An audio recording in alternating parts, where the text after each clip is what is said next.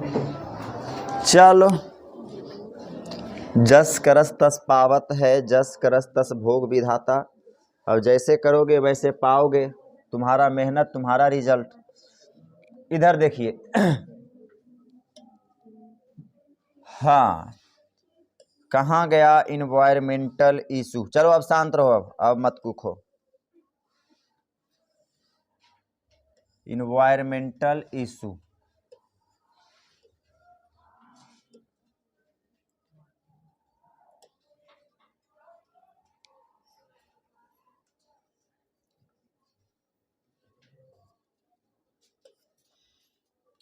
कहाँ तक गए थे?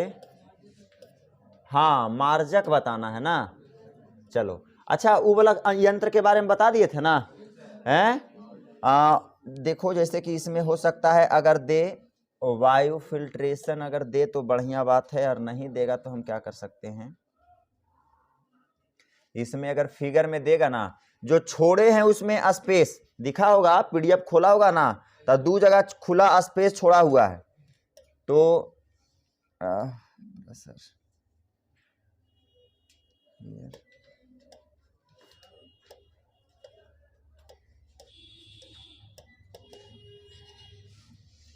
देखो अगर आ जाए तो बढ़िया बात है।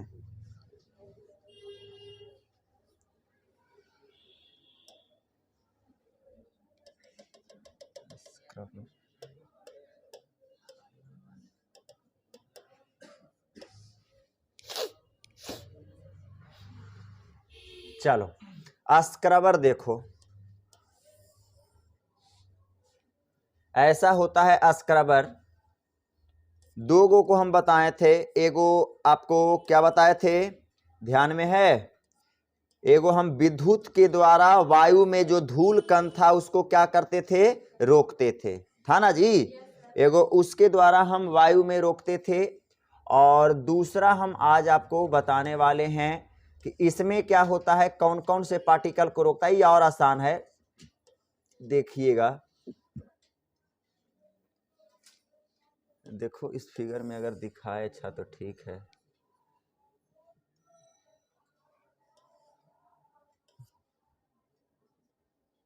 स्क्रबर स्टेज फर्स्ट, ये ज्यादा गांजुड़ गुंजुड़ है।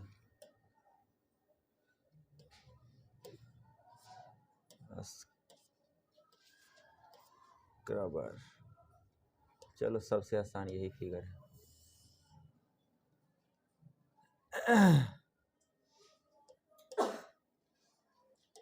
देखो ध्यान देना, यही है स्क्रबर।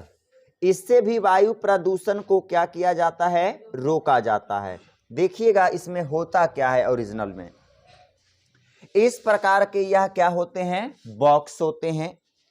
इसमें होता क्या है, यह साइड से जिसमें फ्लू गैस, इसका मतलब इधर से डाले जाते हैं पॉल्यूटेड एयर को। जो एयर आपके क्या हैं, पॉल्यूटेड हैं, बोले तो प्रदूषित एयर को इसके द्वारा क्या कर दिया जाता है, डाला जाता है। प्रदूषित हवा को डाला जाएगा तो आप दिमाग लगाइएगा, प्रदूषित हवा में होता क्या क्या है जी, क्या क्या होता है। पहला बात तो होंगे कुछ सॉलिड पार्टिकल होगा, अरे होगा कि नहीं होगा, सॉलिड पार्टिकल छोटा छोटा कण होगा। और दूसरा नंबर में क्या होंगे, दूसरा नंबर में क्या होंगे, विषैली गैस, नहीं बताए थे क्या। दूसरे नंबर में कुछ विषैली गैसें होगी, यही ना होगा जी।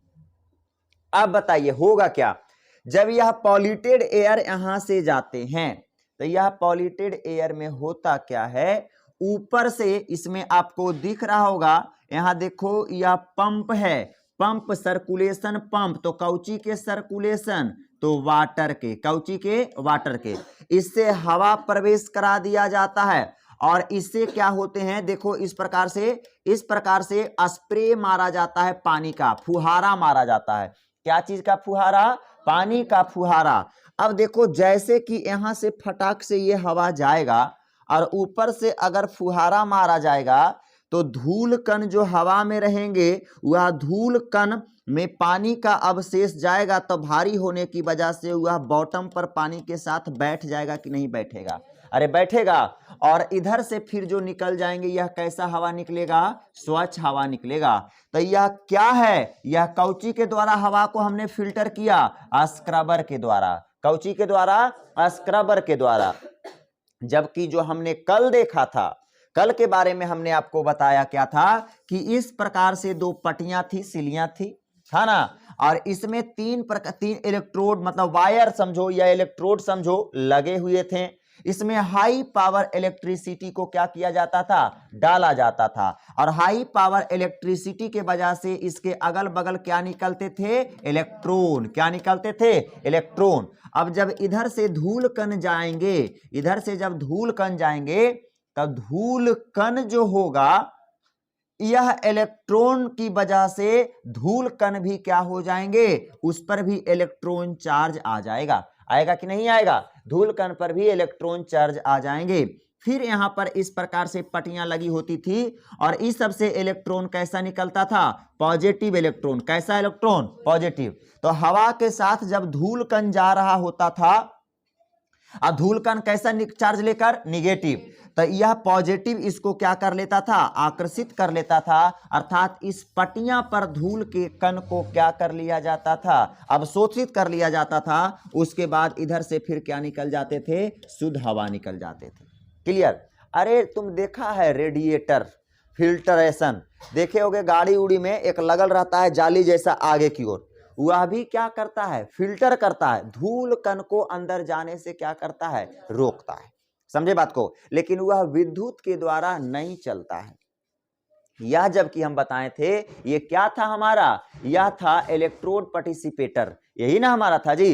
इसके द्वारा धूल को कण को क्या किया जाता था, धूल कण पर चार्ज जनरेट करके, चार्ज देके धूल कण को अगला पट्टियां में इसे सटा लिया जाता था, और दूसरे तरफ से शुद्ध हवा को क्या कर दिया जाता था, निकाल जाता था।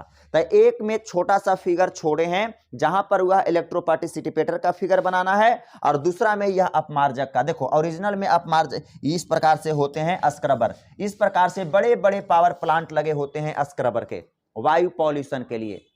लगाएगा कौन, यह सब चीजों को लगाने के लिए अनिवार्य किया गया है कि जहां से धूल कण, गंदे मात्रा का पॉल्यूशन जहां ज्यादा होता है, जिस उद्योग में, जैसे कि हमने इसमें के अंदर कुछ काम कर रहे हैं, तो अब काम कर रहे हैं तो जब खराब खराब गैसें निकलेगा तो धूल कण निकलेंगे, कुछ खराब खराब चीजें निकलेंगे, ऐसा काम हो रहा है जिससे कि धूल कण निकलेंगे, फौरन पार्टिकल निकलेगा।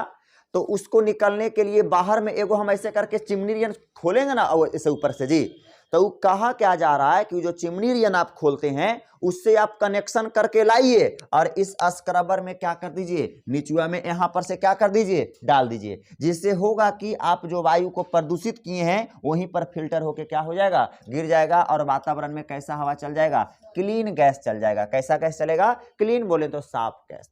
समझ रहा है बात को। एक बार ऐसे करके निकल रहा है, वहां से भर मुंह पाइप लीजिए और ले जाके स्क्रबर में ठूस दीजिए, और नहीं तो फिर कहां ठूसिए, जो हमारा इलेक्ट्रिशियन पार्टिसिपेटर है उसमें जाके ठूसिए। क्लियर। दोनों के बारे में एगो पहले बता दिए थे, एगो आज बता दिए। क्लियर। तो यही दो थे हमारे, जिससे कि वायु प्रदूषित को क्या किया जा सकता है जी, रोका जा सकता है। क्लियर। देखो फिगर छूटा हुआ है, पहला देखो ये वाला हमारा क्या है, ये किसका फिगर है, हाँ वैद्युत अपक्षेपित है, तो वैद्युत अपक्षेपित का फिगर बना लीजिए, याद करके, फिगर इंपॉर्टेंट है, बना लेना फिगर। यहाँ पर इलेक्ट्रो पार्टिसिपेटर हम इसलिए छोड़े हैं ताकि तू सब तो लिखवो नहीं पार करता है, तो काम क्या करेगा तुम लोग, हम जान के इसको छोड़े हैं कि ताकि तुम इसके लिए कम से कम बनाओ। उसके बाद दूसरा नंबर मार्जक, वही चीज जो हम अभी बताएं, दूसरा नंबर होगा, और यहाँ पर मार्जक के फिगर हुए सिलेंडर वारियन, इन्हें से हवा जाएगा, इन्हें से निकलेगा।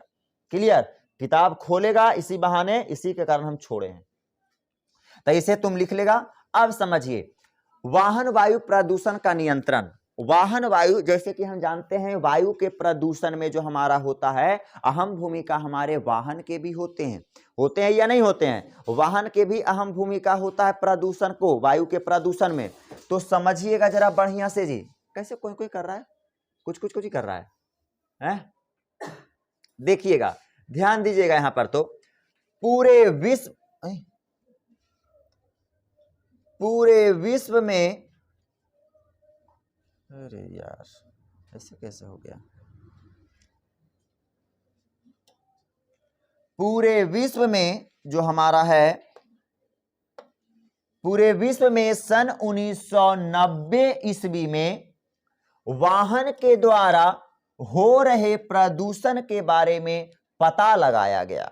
मतलब सन 1990 ईस्वी में सब वो लोग बोल रहा था कि वाहन से प्रदूषण होता है, लेकिन ध्यान नहीं दिया जा रहा था। लेकिन सन 1990 ईस्वी में वाहन से हो रहे प्रदूषण के बारे में पता करने के लिए लगाया गया, जिसमें 41 नगरों में से चौथा नगर जो आ रहा था, कौन नगर था जी? दिल्ली। ऐसे भी हम जानते हैं कि सबसे ज्यादा पॉल्यूटेड शहर है। तो हम कह रहे हैं कि जब जो पता लगाने के लिए कहा गया, पूरा विश्व में बात किया गया कि पता कीजिए, कहता है कि वाहनों से प्रदूषण अगर कोई शहर हो रहा है तो बार बार सभी लोगों को मांग था कि चेक कीजिए, गाड़ियों के द्वारा प्रदूषण होता है। इसको देखते हुए पूरे विश्व में एक गणना हुई, जिसमें देखा यह गया कि देखते हैं भाई कि कौन कौन शहर ऐसा है जो वाहनों से ज्यादा प्रदूषित कर रहा है। तो निकल के कितना शहर आया? 41 शहर। कितना शहर? 41 शहर, जिसमें चौथवां स्थान पर कौन था? दिल्ली। चौथवां स्थान पर हमारा राजधानी बोले तो कौन था? दिल्ली था। इस प्रदूषण को पता लगने के बाद किसी व्यक्ति ने सुप्रीम कोर्ट में जाकर एक क्या जारी की? एक पब्लिक इंटरेस्ट बोले तो इसको कहते हैं, जिसे हम कह सकते हैं, इसे नहीं कहते हैं उसको, याचिका जारी करना। याचिका जारी किए। कहां जाके याचिका जारी किए? हमारा जारी किए याचिका जाके हमारा सुप्रीम कोर्ट में। याचिका का मतलब समझते हो क्या होता है? याचिका का मतलब समझते हो होता है क्या जी? जैसे कि हमको लगा कि हमारा बिहार गड़बड़ है, थोड़ा सा क्राइम रेट इसका चढ़ा जा रहा है, समस्याएं हैं, प्रॉब्लम है, तो हमने याचिका हम डालेंगे हाई कोर्ट में, पहुंच होगा तो सुप्रीमो में डाल सकते हैं। हम डालेंगे हाई कोर्ट में कि देखिए बिहार में बहुत ज्यादा करप्शन हो रहा है, ऐसा बातें हैं। तो हमने ये जो डाल के हम सरकार को आगाह कर रहे हैं, यह याचिका है। यह क्या है? याचिका। तुमको भी लग रहा है क्लास में कुछ हो रहा है तो तुम वह सूचना मेरे पास लेकर आओगे, तो यह क्या है? एक प्रकार का याचिका है। तो एक इंसान को लगा कि चौथवां स्थान दिल्ली है, प्रदूषित शहर है, तो इसको देखते हुए उन्होंने क्या किया? एक याचिका जाहिर किया। क्या जारी किया? एक व्यक्ति ने सुप्रीम कोर्ट में जाकर एक पब्लिक इंटरेस्ट लिटिगेशन बोले तो एक याचिका डाला। तब सुप्रीम कोर्ट ने तुरंत एक्शन में आया। जब तक सरकार को हुरेगा नहीं ना, जब तक वो एक्शन में नहीं आएगा, क्योंकि भारत सरकार ऐसा ही है ना, कोई भी काम को तब ही करता है जब उससे क्या करता है? धोखा खाता है। पहले से सचेत आज तक कभी भी भारत सरकार हो, चाहे बिहार गवर्नमेंट हो, चाहे बिहार के लड़का हो चाहे लड़की हो, जब तक वह धोखा नहीं खाता है, जब तक वह सचेत होता ही नहीं है। पहले से कहते रहेगा, हम ही तो कह रहे हैं, कितना सचेत कर रहे हैं, पढ़ो रे ढंग से पढ़ो रे, एक गो करके बनाओ क्वेश्चन बैंक, कुछ नहीं हो रहा है। लेकिन जैसे धोखा खा जाएगा, फेल कर जाएगा ना, तुरंत दिमाग तुरंत बत्ती एकदम जल जाएगा, एकदम तुरंत 99% जो निगेटिव थॉट है ना, 90% सब पॉजिटिव में बदल जाएगा। समझे? तो पहले होता ही नहीं है। दिक्कत इस बात का है। टोटल बिहारी से लेकर इंडियन लोग टोटल तभी जागरूक होते हैं जब उससे धोखा खाते हैं। तो वही पता चला इस प्रकार से, तब जाके सुप्रीम कोर्ट ने प्रदूषण के बारे में क्या किया? के लिए एक कड़े नियम का लागू कर दिया। कौची नियम के? कड़े नियम के लागू कर दिए। और जो नियम क्या क्या है समझिएगा। पहला नियम, पुरानी गाड़ी को बंद करो। ले, ऐसा कोई नियम लागू करता है? अब मतलब बैठल थे, अब बेचारा गरीब आदमी छोटा मोटा स्कूटर चला रहा है तो उसको पुराना गाड़ी के बंद करो, ऐसे थोड़ी होता है। आप उसको गाइडलाइन कीजिए तो ले गाड़ी बंद करवा देंगे। तब पुराना गाड़ी को बंद करने का आदेश, क्योंकि इनका मानना था कि पुराना गाड़ी का इंजन खराब हो जाता है तो स्टन पिस्टन सब बैठ जाता है। पिस्टन जानती है? नहीं जानती है? पिस्टन होता है जिसको पकड़ के कहते हैं भोला बाबा उड़ा, तो उड़ जाते हैं, औसन होता है।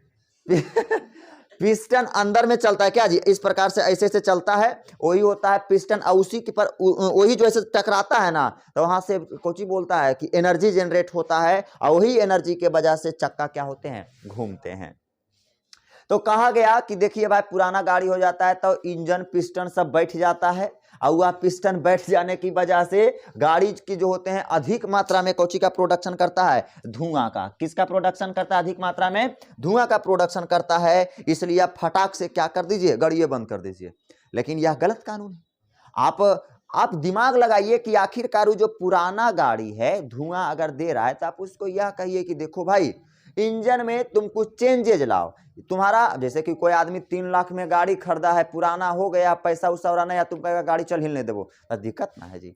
आप कहिए कि आपके इंजन में खराबी है, ऐसा कीजिए आप इंजन को अपडेट कीजिए। हर एक चीज अपडेट होता है, फोन में दुनिया भर खराब खराब चीजें आ जाती है, काम नहीं करता है तो क्या करता है कि फोन में चेंज करवा देता है, कि 4-5 गो अपडेट मरवाता है कि कम से कम 4-5 गो अपडेट मारिए भाई, कम ताकि एक्टिव रहे फोन। उसी प्रकार से इनको भी ऐसा करना चाहिए, लेकिन उन्होंने बोले कि ना गाड़ी बंद करो। चलिए अगला देखिए, जिससे कि वातावरण, अगला नंबर क्या हुआ, अगला नंबर में कहा गया शीशा रहित जो ईंधन को यूज करते हैं वैसी गाड़ियां को बंद कीजिए फटाक से। शीशा रहित का मतलब होता है जो हम लोग डीजल पेट्रोल का यूज करते हैं ना, उसमें लेड होता है, उसमें हमारे क्या होते हैं, शीशा होते हैं। शीशा रहित का मतलब शीशा जिसमें रहता है। तो डीजल पेट्रोल जो ईंधन यह सब यूज करते हैं, इसमें शीशे की क्या होती है, मात्रा होती है। अरे पीबी, इसमें शीशे की क्या होती है, मात्रा। शीशा एक धातु है ना कि, तो शीशा इसके अंदर क्या होते हैं, विराजमान होते हैं, जिसके वजह से कहा गया कि वायु क्या होते हैं, प्रदूषित होते हैं। अर्थात शीशा रहित ईंधनों वाली गाड़ियां को क्या करो, बंद करो। समझ में बात आया, शीशा रहित गाड़ियों को क्या करो, बंद करो।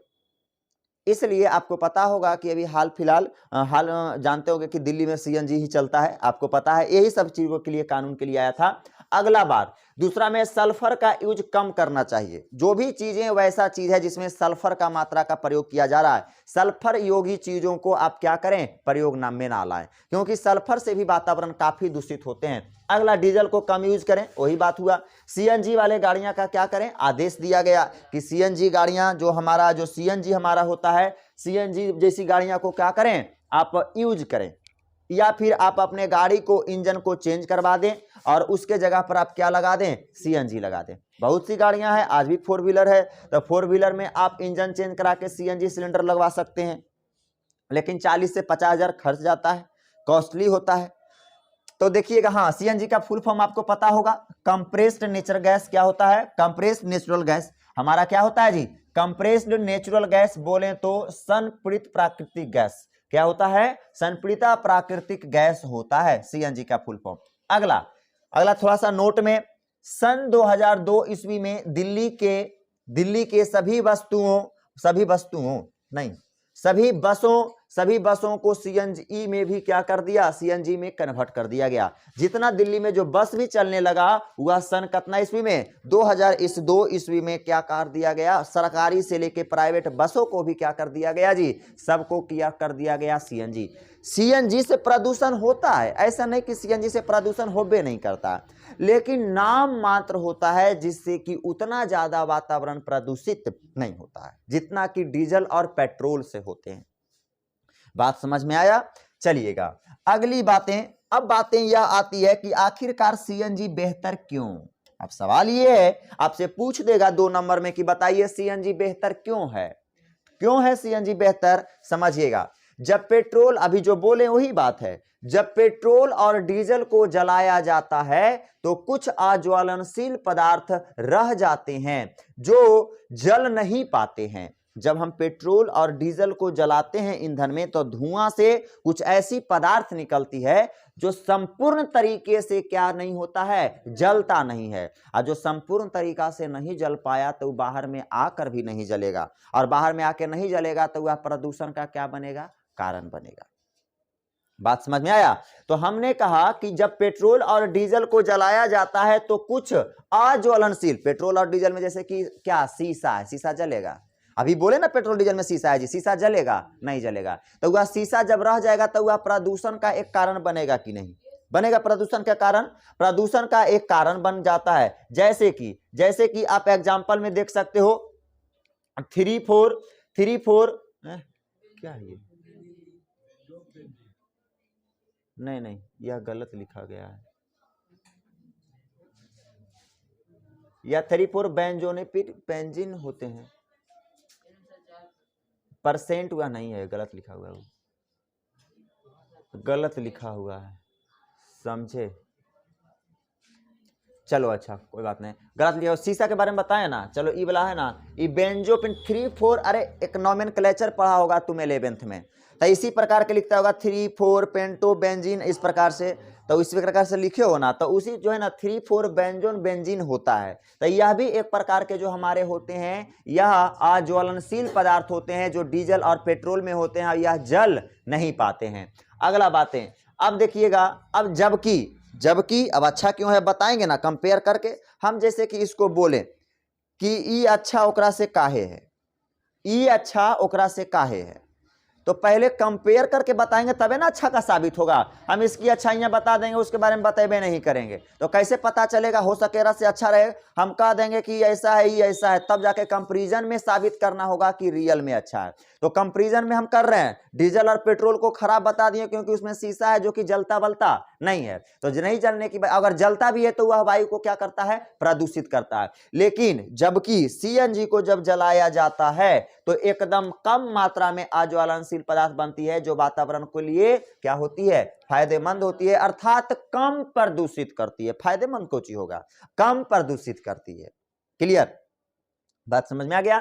चलिएगा, हाँ, और दूसरा नंबर क्या चीज है भाई, दूसरा नंबर काहे और बेहतर क्यों है, दूसरा नंबर में बेहतर समझिएगा, सीएनजी बेहतर काहे है, दूसरा नंबर में समझिएगा, इसकी चोरी और मिक्सिंग नहीं किया जा सकता है।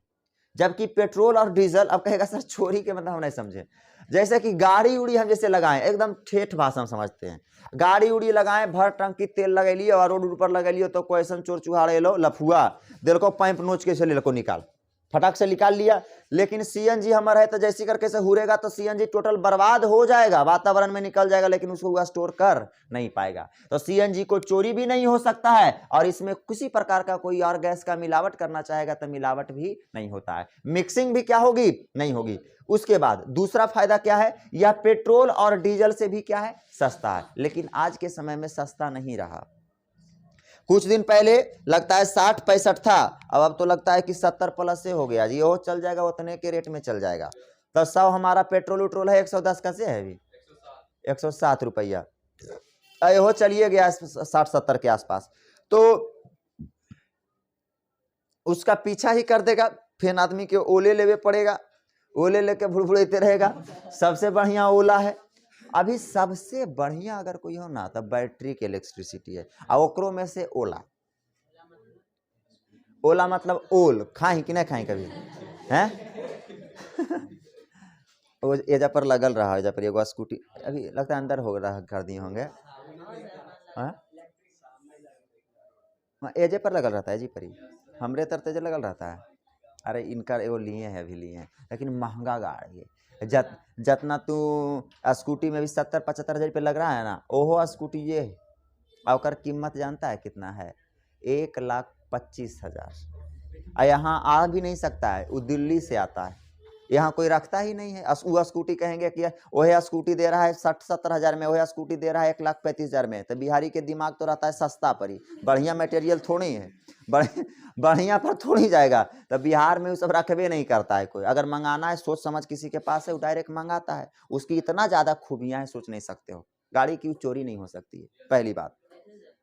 अगर तू गाड़ी लेके भाग रहा है ना, गाड़ी लेके भाग रहा है, फोन से मेरा कनेक्ट रहता है, वो गाड़ी हॉटस्पॉट से कनेक्ट, जैसे कि मेरा कैमरा कनेक्ट रहता है ना, उसी प्रकार से वो गाड़ी कनेक्ट रहता है। तुम गाड़ी लेके चल गया, हमारा है ना, जैसे कि हम सेटिंग कर दिए कि मेरा गाड़ी हमरा से 50 मीटर तक दूर जाएगा तो फोन टें टें करे लगेगा, टाइमिंग से सेटर रहता है 50 मीटर, चाहे अब ऐसा नहीं कि 50 मीटर करो 10 मीटर करो, अब पता चल लो कि जब तोर गाड़ी है 50 मीटर हो सकलो तो दूरिया खाना खाए चल गए नहीं, तब वो टें टें टें टें तो फोन करेगा, तो वो दिक्कत है। समझा बात को, सेटिंग कर लो इतना परी कि उतना से ज़्यादा दूरिया गाड़ी हमारा जा सकता है। तो जैसे ही जैसे कि 1 किलोमीटर हम सेट कर दिए, तो 1 किलोमीटर से जैसे ही आपका दूर गाड़ी जाएगा ना, तो पूरा फोन टें टें टें टें ढाई ढाई ढाई कर लगा, जैसे पता कर लगा तो यहाँ से तुम एक बार एक क्लिक फोन में मार दोगे, गाड़ी वजह से पूरा लॉक हो जाएगा, टेढ़ हो जाएगा, इंजन वजह से हिलबे नहीं करेगा गाड़ी।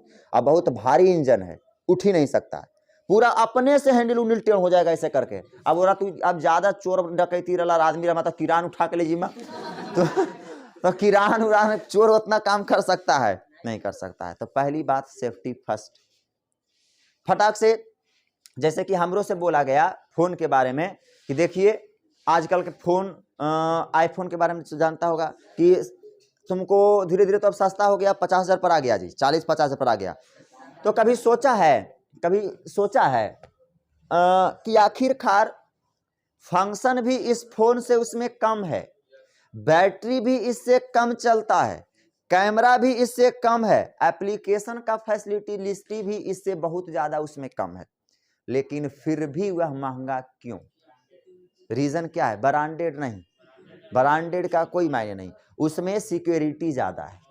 सिक्योरिटी इतना ज्यादा है कि अगर चाह लेगा कि मेरा आईफोन हेरा गया तो आप चाहोगे कि हम आईफोन के लिए, तो आईफोन हमको मिल जाए, तो आप प्रयास अगर करोगे तो आईफोन आपके हाथ में आ जाएगा, समझे? हाँ, यहां तक सब्सिडी भी सरकार देता है, जैसे कि जो कंपनी वाला है, जैसे कि मेरा फोन हेरा गया, जैसे हम ट्रैक्टर लिए, हमारा ट्रैक्टर चोरी हो गया, तो ट्रैक्टर चोरी जब हो गया तो आप उसका प्रूफ दिखाते हैं, तो ट्रैक्टर वाला क्या देता है ना जी, 10 लाख में लिए थे आप ट्रैक्टर, तो 4 लाख 5 लाख रुपए आपको देता है कि ठीक है भाई ऐसा ऐसा कांड हुआ था, 4 लाख 5 लाख रुपए आपको देते हैं, तो उसका एक इंश्योरेंस रहता है। लेकिन इस फोन के ऐसा ना कि हेरा जीता तो तू जाके कंप्लेन कर, मतलब देगा नहीं, जबकि उससे फीचर ज्यादा है, सब कुछ उससे ज्यादा है।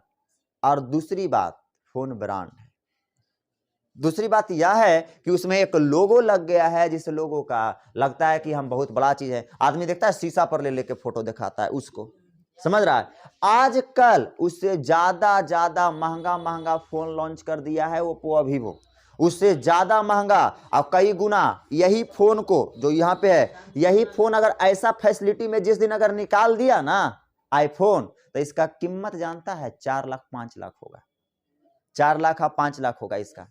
जैसी अगर यही फैसिलिटी दे दिया तो खाली डिस्प्ले उभरा, अभी तक आईफोन डिस्प्ले उभरा हुआ नहीं किया है, जैसे कि कर्व डिस्प्ले अभी तक आईफोन नहीं निकाला है, जिस दिन निकाल दिया ना तो उसका 4 लाख 5 चल जाएगा। लेकिन वही फंक्शन इसमें है, लेकिन यह उतना महंगा नहीं। तो यह थोड़ा सा ब्रांड पर भी चल जाता है लोग, लेकिन ब्रांड से हम क्या मतलब है यार, काम होना चाहिए बस, उतने है, जितना सस्ता से सस्ता हो सके अच्छा रहेगा। हमको तो यही अच्छा लगता है ना कि सबसे अच्छा चीज हो सस्ता। अरे एक बार जैसे कि हम ये जैकेट महंगा ले लिए, जैसे कि समझो कि 5,000 में जैकेट लिए, हालांकि 5,000 में 500 के हो, तो 5,000 में अगर जैकेट की हम ले लिए अगर ले लिए 5,000 में जैकेट, तो इसको हमको 2 साल 3 साल पहनना पड़ेगा, ये फटवे नहीं करेगा, समझ रहा है? लेकिन अगर हम 5,000 में 10 गो लेते हैं तो डेली 10 गो पहन के आएंगे ने, तो कहेगा बाप रे बाप गजब रे, ये तो कहर ढा रहा रे, समझ? तो आप सस्ता लीजिए और डेली मटेरियल बदलिए, महंगा के फेरा में नहीं रहिए, लेकिन शिक्षा हमेशा महंगा लेने का प्रयास कीजिए। चलिए अब आइए ध्यान दीजिएगा। अब अगली पॉइंट हम आपको बताना चाहते हैं, उत्प्रेरक परिवर्तन। क्या जानेंगे? उत्प्रेरक परिवर्तक जानेंगे। उत्प्रेरक परिवर्तक क्या होता है?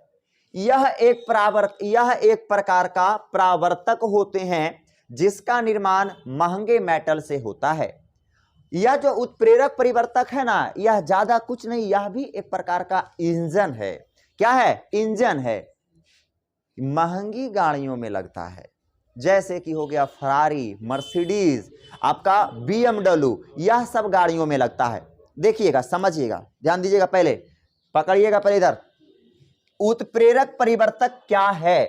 तो यह एक प्रकार का परावर्तक है जिसका निर्माण महंगे मेटल, जैसे कि आपको पता होगा प्लैटिनम, यह सब महंगे धातु हैं। प्लैटिनम यह जिसका अच्छा, प्लैटिनम का एटॉमिक नंबर कितना होता है जी? कितना होता है? देख लिया तुम लोग यहाँ पर ही। अच्छा जान गया ना? रेडियम के बोलो तो देख लिया, तू सब देख लिया। चलो तुम्हारे लिए देखो तो यहाँ पर लिख देते हैं एटॉमिक नंबर भी, ताकि कम से कम केमिस्ट्री ध्यान में आ जाए। एटॉमिक नंबर इसका रेडियम का कितना होता है? 46। अगला हमारा क्या होता है? पैलिडियम। पैलिडियम का कितना होता है? 45। तो यह सब धातु जो है ना काफी महंगी धातु है, अनदर धातुओं की अपेक्षा क्या है? काफी महंगी धातु है, और इससे उत्प्रेरक परिवर्तक का क्या होता है? निर्माण होता है। अभी लग रहा होगा कि उत्प्रेरक परिवर्तक क्या है, हमको कुछ समझ में नहीं आ रहा है। बस अभी समझ जाओ कि उत्प्रेरक परिवर्तक एगो मशीन है, ई वाला एगो मशीन है, यह इसको हम कह रहे हैं उत्प्रेरक परिवर्तक। इसका निर्माण हुआ है महंगी धातु से। कौची से? क्या से हो सकता है? प्लैटिनम से हो सकता है, रेडियम से हो सकता है, पैलेडियम से हो सकता है। शांत रहेगा। अब समझिए ऐसे बना होता है। जो वातावरण में मौजूद प्रदूषक तत्व बोलें तो जैसे कि कार्बन मोनोऑक्साइड, उसके बाद नाइट्रस ऑक्साइड को कौची में बदल देता है, CO2, और कौची में बदल देता है जी, NO2 में बदल देता है, जो कम हानिकारक होते हैं, जो कम हानिकारक होते हैं, जो कि कम हानिकारक होते हैं। यह यंत्र ज्यादातर महंगी गाड़ियों में लगाया जाता है, जैसे कि आपको दिया गया होगा महंगी गाड़ियों में शीशा रहित ईंधन का यूज होता है। चलो महंगी गाड़ियों का नाम नहीं लिखल है, चलो होगा चाहे आगे जाके। चलो उत्प्रेरक परिवर्तक यह एक ऐसी है ना चीज जिसमें क्या होता है, खराब गैसें, जैसे कि आपका खराब गैसें क्या हो गया, कार्बन मोनोऑक्साइड और हमारा क्या है, नाइट्रस ऑक्साइड, यह वातावरण को क्या कर सकता है, प्रदूषित कर सकता है। अब यह क्या है, ये करता क्या है, यह जब मशीन लगल होता है गाड़ियों में, तो जैसे ही कार्बन मोनोऑक्साइड और NO2 निकलता है तो इसको कौची में कन्वर्ट कर देता है, आपका कार्बन डाइऑक्साइड और कौची में, NO2 में। वातावरण को प्रदूषित ये भी करता है, लेकिन इन दोनों की अपेक्षा क्या करता है, कम करता है। और इसे लगाने में, उत्प्रेरक परिवर्तक को लगाने में खर्च जो आ जाते हैं करीब 50 से 70 हजार रुपया आता है। तो अब तुम खुद सोचो, हम प्लेटिना लेवल सोच रही है, तो प्लेटिना अगर हम लेंगे 70 हजार रुपये, हम प्लेटिने देता है तो 70 हजार में कभी लगाएंगे, अरे लगाएंगे नहीं लगाएंगे। तो यह अक्सर महंगी गाड़ियों में क्या होते हैं, लगाए जाते हैं। और महंगी गाड़ियों का नाम तो आप लोग जानबे करते हो, बोलिए तो काहे ला सक रहे, कोई करती है तू बिछौतिया। चलो इधर देखो, तो महंगी गाड़ियों में क्या होती है, लगाई जाती है। हाँ इस बात को और ध्यान में रखना, महंगी गाड़ियों में जो ईंधन का यूज किया जाता है वह शीशा रहित होता है, अर्थात उसमें पीबी की मात्रा 0/सन्नाटा होता है, समझे। लेकिन हम लोग जो यूज करते हैं डीजल पेट्रोल, इस सब में शीशा की मात्रा होता है और वायु प्रदूषण को क्या देता है, बढ़ावा देता है। लेकिन हम लोग जो करते हैं, लेकिन हाँ जो महंगी गाड़ियां जो होता है वह शीशा रहित होता है। और महंगी गाड़ियों का ये भी ध्यान में रखना कि महंगी गाड़ियों का सोचेगा कि इन्हें उन्हें तेल भरा लेंगे तो इन्हें तेल भरा जाएगा ये पेट्रोल पंप पर, नहीं, क्योंकि डीजल पेट्रोल तो उसमें भराएगा नहीं। क्योंकि सबसे पहली आपको पता होगा मर्सिडीज की फरारी जी, सबसे पहली फरारी इंडिया में किसको मिला था, सचिन तेंदुलकर को मिला था, सचिन तेंदुलकर को मिला था। लेकिन बेचारा के मिला तो उतना भारत के पास पैसे नहीं कि वह कहीं उसका पंप खुलल रहे कि जैसे तेल भरा सके, तो उसी धैल के धैले रह गया सड़ कैसे जाएगा, हम ऐसे ही बोल रहे हैं जी। जैसे कि गाड़ी आपका हमने लिया, अब उसका हम रोड पर लेके चल रहे हैं, रोड पे निकले हैं, अब पता चले होकर तेल भराइए नहीं सकता है रास्ता में, वहां पर ही डीजल और पेट्रोल सब भराता है और डीजल पेट्रोल उसमें भरेबे नहीं करेगा, तो गाड़ी को तुम क्या करोगे। लेकिन आज के समय में बड़े बड़े शहरों में उसके लिए आपके उपाय हो गए। आज क्या है, हम मर्सिडीज अगर खरीद लेते हैं तो उसका तेल कहां भराएंगे हम, कहीं भी है मर्सिडीज के पेट्रोल के लिए शीशा रहित ईंधन, इधर कहीं है, नहीं है, कहीं नहीं है शीशा रहित ईंधन। अर्थात हम कह सकते हैं उस सब गाड़ियों के लिए एक अलग पंप होता है। अरे यहाँ तो यह सब पंप खुलल रहता है, तो लगता है 10 किलोमीटर 20 किलोमीटर पर एगो पंप मिलता है जी, समझ रहा है। ये सब पंप खोले में दुनिया भर रुपया रहता है, क्योंकि महंगी धातु लन रहेगा, महंगी धातु मतलब 1 लीटर का दाम रहेगा दुनिया भर, समझ रहा है बात को। और हम लोग को 100 रुपया भी महंगा पड़ता है जी, और वो सब हम भराएंगे कभी जिंदगी में, तो इसलिए हम लोग की तरफ होता भी नहीं है। चलिएगा अगला बात ध्यान में रखिएगा। हाँ अगला देखिएगा, वाहन ईंधन नीतियां आता है, बोले तो फ्यूल पॉलिसी। वाहन ईंधन नीतियां क्या है, फ्यूल पॉलिसी क्या है, समझिएगा।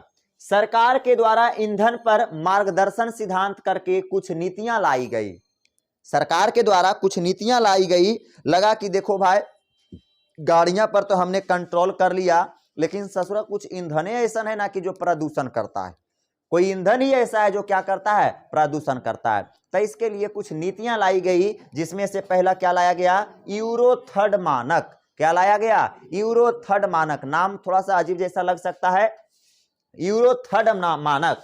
इसमें कहा गया कि डीजल और पेट्रोल में 350 ppm से 150 ppm क्या होना चाहिए, सल्फर होना चाहिए। देखो धीरे धीरे कम किया करेगा, कहा कि जैसे जितना ppm होता है ना उतना ज्यादा प्रदूषित होते हैं, समझे बात को। तो यह कहा गया कि देखिए हमारा जो डीजल और पेट्रोल होना चाहिए, उस डीजल और पेट्रोल में कितना पीपीएम होना चाहिए जी? सल्फर कितना पीपीएम होना चाहिए? 350 से लेके कितना पीपीएम तक होना चाहिए?